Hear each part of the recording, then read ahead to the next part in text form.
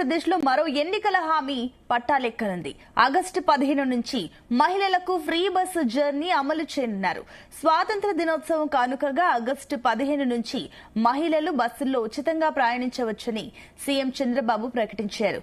Free bus పథకం అమలు కానుండటంతో ఎలాంటి కండిషన్లు ఉంటాయనే చర్చ కూడా సాగుతుంది. తెలంగాణలో ఆర్డినరీ ఎక్స్ప్రెస్ బస్సుల్లో ఫ్రీ జర్నీ అమలు చేస్తున్నారు. ఆధార్ కార్డు చూపిస్తే మహిళలు జీరో టికెట్ కి ఇస్తున్నారు. ఇక ఏపీలోని ఆధార్ కార్డు ఆధారంగానే అమలు చేస్తారా లేక కొత్తగా ఏమైనా కార్డులు ఇస్తారా అన్న చర్చ సాగుతోంది.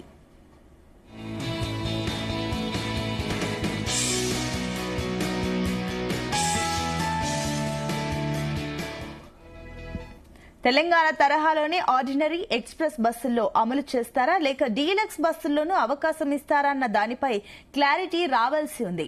మహిళలకు ఉచిత బస్సు ప్రయాణం పథకం జిల్లా స్థాయి వరకే పరిమితం చేస్తారనే వార్తలు కూడా వస్తున్నాయి. ఇక ఫ్రీ బస్సు పథకం అమలుకు సంబంధించి త్వరలోనే అధికారులు వివరాలు వెల్లడించనున్నారు. ఏపీలో ఉచిత బస్సు ప్రయాణం అమల్లోకి వస్తే రోజుకు సుమారు 25 లక్షల మంది మహిళలు ప్రయోజనం పొందవచ్చని అధికారులు లెక్కలు చెబుతున్నారు.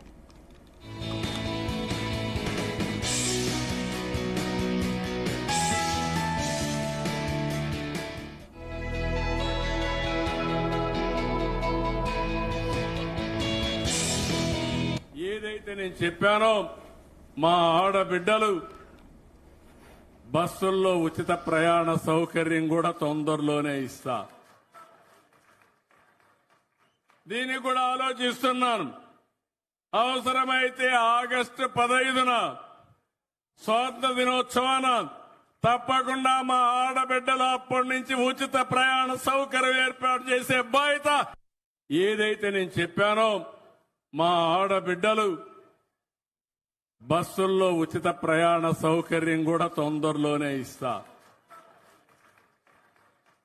దీన్ని కూడా ఆలోచిస్తున్నాను. అవసరమైతే ఆగస్టు 15న స్వాతంత్ర దినోత్సవాన తప్పకుండా మా ఆడబిడ్డలు అప్పటి నుంచి ఉచిత ప్రయాణ సౌకర్యం ఏర్పాటు చేసే బాధ్యత ఈ ప్రభుత్వానిది.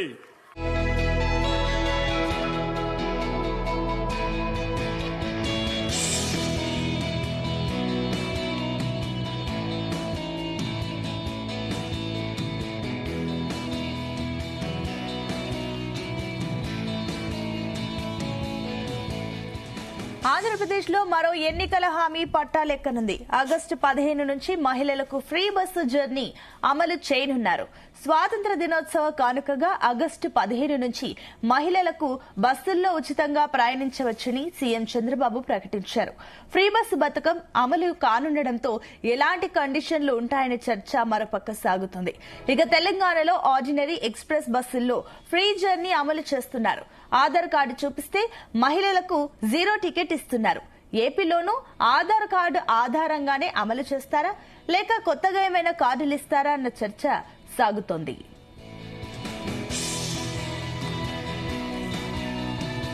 రైట్, ఇదే అంశానికి సంబంధించి మరిన్ని డీటెయిల్స్ మా కరెస్పాండెంట్ నాగేశ్వరరావు అందిస్తారు. నాగేశ్వరరావు, ఏపీలో ఫ్రీ బస్ దీనికి సంబంధించిన డీటెయిల్స్ ఏంటి అండ్ అదేవిధంగా ఏ బస్సుల్లో ప్రయాణించవచ్చు ఫ్రీగా? Sunitha, good morning. ఆంధ్రప్రదేశ్ రాష్ట్రానికి సంబంధించి ఎన్డీఏ కూటమి 2024 ఎన్నికల్లో ఆ ప్రజలకి హామీ ఇచ్చింది. పలు రకాల హామీలు ఇచ్చిన నేపథ్యంలో వాటిలో సూపర్ 6 అమలు అనేదే ఆంధ్రప్రదేశ్ ప్రజలకి మేలు చేసినట్టుంటది. ఆంధ్రప్రదేశ్ ప్రజల కోసం సూపర్ 6 పథకాలు తీసుకొస్తే వాళ్ళ అభివృద్ధి, వాళ్ళ ఆర్థిక పురోగతి ధ్యేయంగా ముందుకెళ్తున్నట్టు కూడా ఈ సూపర్ 6 పథకాలు ప్రవేశపెడుతున్నట్టు ఎన్నికలకు ముందు ఎన్డీఏ కూటమి హామీ ఇచ్చిన పరిస్థితి అయితే ఉంది పవన్ కళ్యాణ్, చంద్రబాబు నాయుడు.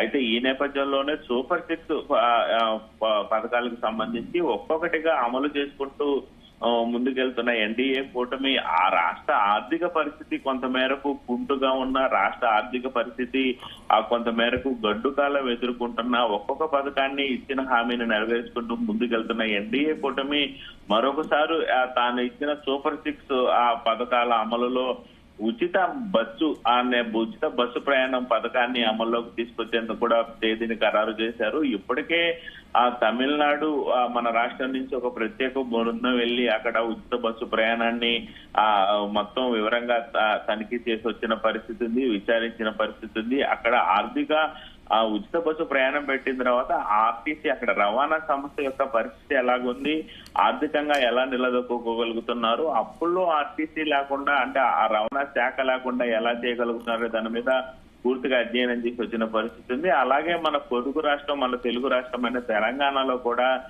పూర్తి స్థాయిలో విచారణ అయితే చేశారు. ఒక కమిటీ వెళ్ళింది. కమిటీ రవాణా శాఖ మంత్రి ఆధ్వర్యంలో ఒక కమిటీ పూర్తిగా అధ్యయనం అయితే చేసింది. ఆ తెలంగాణలో ఆ రవాణా శాఖ ఎలా ఉంది, టీఎస్ఆర్టీసీ ఆ రవాణా శాఖకు సంబంధించి టీఎస్ఆర్టీసీకి సంబంధించి ఉచిత బస్సు ప్రయాణం పట్టక ముందు ఆర్టీసీ ఆ పరిస్థితి ఆర్థికంగా ఎలా ఉంది, అలాగే టీఎస్ఆర్టీసీకి సంబంధించి ఉచిత బస్సు ప్రయాణం పెట్టిన తర్వాత అప్పుల పాలయ్యారా, ఇబ్బందికరంగా ఉందా, ఆ మరలా పథకం ఆపే పరిస్థితి ఏమన్నా వచ్చిందా, అప్పులు ఎక్కువయ్యి అనే దాని మీద పూర్తి స్థాయిలో 2 రాష్ట్రాలలో పూర్తిగా అధ్యయనం చేశారు. అలాగే మిగతా రాష్ట్రాలలో కూడా అసలు రవాణా శాఖకు సంబంధించి ఆర్టీసీ ఎలాంటి పథకాలు ప్రవేశపెడుతుంది, వాళ్ళ యొక్క ఆర్థికంగా ఎలాగా అధిగమిస్తున్నారు, అప్పుల్లో నుంచి లేకుండా ఎలా ఉండాలనుకుంటున్నారు అనేది కూడా ఆ దేశవ్యాప్తంగా వివిధ రాష్ట్రాలలో కూడా అధ్యయనం చేసిన పరిస్థితి ఉంది. మొత్తంగా తాము అధికారంలోకి వచ్చిన తర్వాత నెలలోపే ఉచిత బస్సు ప్రయాణం ఇస్తానని ఇప్పటికీ 11 నెలలైనా కానీ ఎందుకు ఇవ్వలేదని మహిళలు పెద్ద ఎత్తున కూడా వాపోతున్న పరిస్థితి ఉంది, ప్రశ్నిస్తున్న పరిస్థితి ఉంది.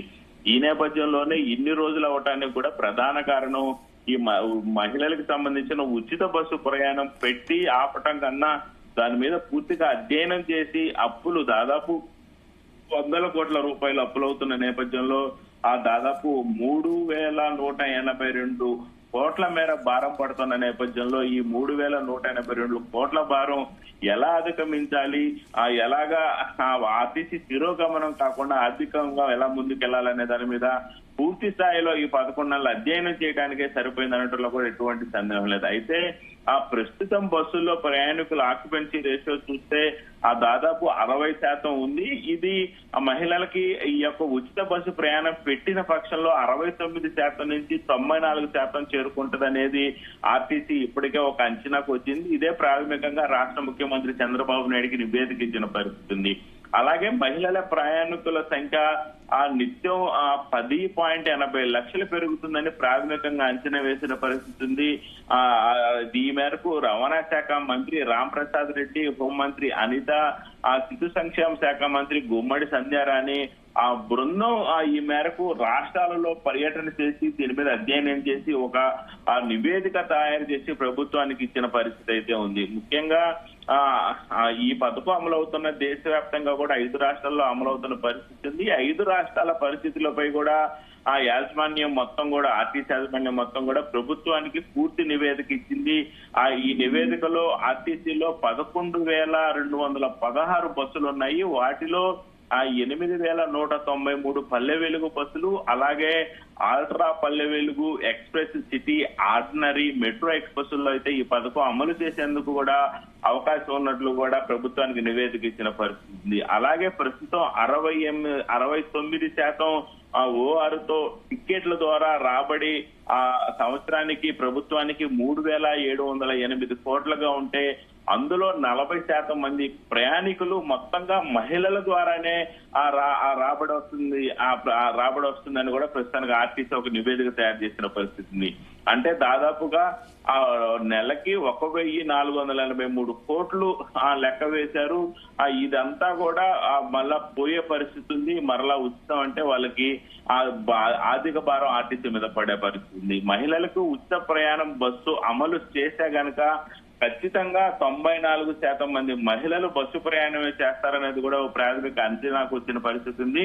టికెట్ల ద్వారా వచ్చే రాబడి 5,051 కోట్లకు చేరుతుందని ప్రభుత్వం ఒక అంచనా వేసింది. ముఖ్యంగా మహిళా ప్రయాణికుల సంఖ్య 63% పెరుగుతుంది. వారి టికెట్లకు చెందిన సొమ్ము ఏటా 3,182 కోట్ల దాకా ఉంటుందని కూడా ప్రాథమిక అంచనా వేశారు. ఇదంతా ఇప్పుడు ఈ ఏదైతే 23% పెరిగిన నేపథ్యంలో 3,182 కోట్లు ఆ మహిళలకు టికెట్ల రూపంలో వెసులుబాటు ఇచ్చిన నేపథ్యంలో ఈ 3,182 కోట్ల రూపాయలు ఆంధ్రప్రదేశ్ ఆర్టీసీనే భరించాల్సి వస్తుంది. ఇది కూడా ప్రాథమిక అంచనాకు వచ్చి ప్రభుత్వానికి చూపించిన పరిస్థితి ఉంది. అయితే ప్రస్తుతానికి 63% తిరుగుతున్న మహిళలు అదనంగా 10.85 లక్షల మందికి చేరుకున్న అవకాశాలున్న ఆ నేపథ్యంలో ఆర్టీసీ బస్సుల్లో నిత్యం ప్రయాణించే వారి సంఖ్య సగటున 43.59 లక్షలు ఉండగా అందులో ఆ Palle Velugu, ultra Palle Velugu, express, city ordinary, metro express లో ప్రతిరోజు ప్రయాణించే వారి సంఖ్య 23.67 లక్షలు ఉంది. అయితే వీరిలో మహిళా ప్రయాణికుల సంఖ్య దాదాపుగా 9.46 లక్షలు ఉండగా దూర ప్రాంత సర్వీసుల్లో ప్రయాణికులు 3,33 లక్షల మంది ఆ నిత్యం ప్రయాణిస్తున్న పరిస్థితి అయితే ఉంది. అయితే ముఖ్యంగా మనం ఉచిత బస్సు ప్రయాణంలో రెగ్యులర్ వారీగా చూసుకుంటే విద్యార్థి బస్ పాసులు, వివిధ రాయితీ పాసులు, జర్నలిస్టు పాసులు, వికలాంగుల పాసులు, ఆర్మీ వాళ్ళకి సంబంధించి కానీ మొత్తంగా చూసుకుంటే 16.59 లక్షల మంది ఉన్నారు వివిధ రాయితీల్లో బస్ పాసులు తీసుకునేవారు. వీరిలో మహిళలు దరిదాపుగా 6.64 లక్షల మంది ఆ వివిధ రాయితీలు అప్పటికే తీసుకుంటున్న వాళ్ళు ఉన్నారు. అంటే ఉచిత బస్సు ప్రయాణం అమలు చేయనున్న నేపథ్యంలో బస్సుల్లోని ప్రయాణికులు 9.46 లక్షల మంది మహిళా పాస్ హోల్డర్లు ఉన్నారు. వాళ్ళు 6.64 లక్షలు కలిపి నిత్యం 16.10 లక్షల మంది దాకా ఉన్నట్లు కూడా ప్రాథమిక అంచనా నివేదిక ఇచ్చారు. ఉచిత ప్రయాణం పథకం అమలు చేస్తే వీరు సంఖ్య నిత్యం 26.95 లక్షలకు చేరుకునేటట్లు అంచనాకు వచ్చారు. అంటే దాదాపుగా రోజుకి 10.85 లక్షల మంది మహిళలు ప్రాథమికంగా అదనంగా ప్రయాణిస్తారనేది అయితే ప్రభుత్వం పూర్తి స్థాయిగా ఒక అంచనాకు వచ్చిన పరిస్థితి ఉంది. అలాగే జీరో కటింగ్ అంటే ఉచిత ప్రయాణం చేసే సమయంలో మహిళలకు జీరో టికెట్ జారీ చేస్తారు. మహిళలకు ఇచ్చే టికెట్ లో 0 ఉంటుంది, కానీ ఈ పాస్ ఆ యంత్రంలో మాత్రం టికెట్ ధర ఖచ్చితంగా నమోదవుతుంది. ఈ మేరకు టెక్నికల్ గా ఆ యొక్క యంత్రంలో ఆర్టీసీ అధికారులు నిక్షిప్తం చేస్తారు. నిక్షిప్తం చేసిన అనంతరం కూడా టికెట్ బయటకు వచ్చినప్పుడు ప్రయాణికులకు దాని మీద జీరో ఉంటది, కానీ వాళ్ళు ఎక్కడి నుంచి ఎక్కడికి వెళ్లాలనే దాని మీద మాత్రం ఆ యంత్రంలో ఖచ్చితంగా రేటు ఆ ప్రదేశం కూడా పడుతున్న పరిస్థితి ఉంది. ఇలా మహిళా ప్రయాణికులకు జారీ చేసే టికెట్ల విలువను కూడా ఆర్టీసీ లెక్కించి ప్రతి నెల కూడా ప్రభుత్వానికి అందజేయాల్సిన పరిస్థితి ఉంది. ఈ మొత్తాన్ని ప్రభుత్వం మళ్ళా తిరిగి ఆంధ్రప్రదేశ్ ప్రభుత్వం ఆర్టీసీకి, ఏపీఎస్ఆర్టీసీకి రవాణా, ఏపీఎస్ఆర్టీసీ రవాణా శాఖకు మళ్ళీ తిరిగి ప్రభుత్వం ప్రతి నెల కూడా బరాయించాల్సిన పరిస్థితి ఉంది. ఈ మేరకే ఆ ప్రతి యంత్రంలో కూడా మహిళలకు ఇచ్చే టికెట్ రేటు నిక్షిప్తం అవుతున్న పరిస్థితి అయితే ఉంది.